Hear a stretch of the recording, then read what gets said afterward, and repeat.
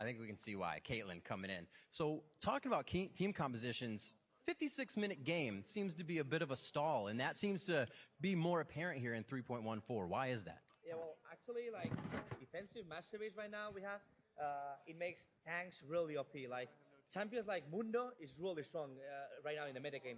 Sivana is really strong. Rengar, that is actually banned, is really strong. That kind of champion is really strong on the meta game.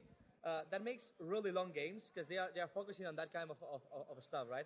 Like late game compositions. And we see in this team comp, they have a really late game. That's why Nasus is also really strong.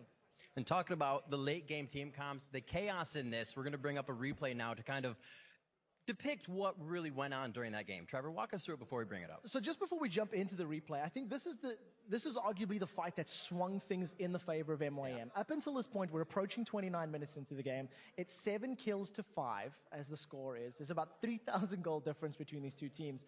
Let me pull the replay up on your screen right now, and you can actually take a look. It breaks out in the mid lane, and up until this point, you can still see the metrics and everything still very, very close.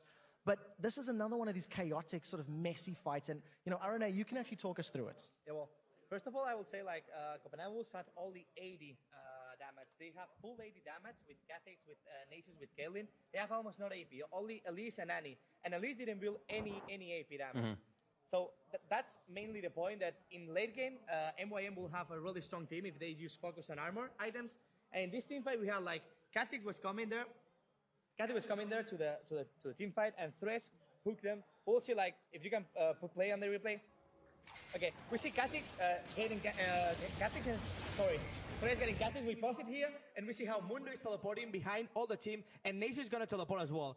We already saw how Cathix dropped half of his HP by only Thresh and Thix damage, and now it's gonna be Thix and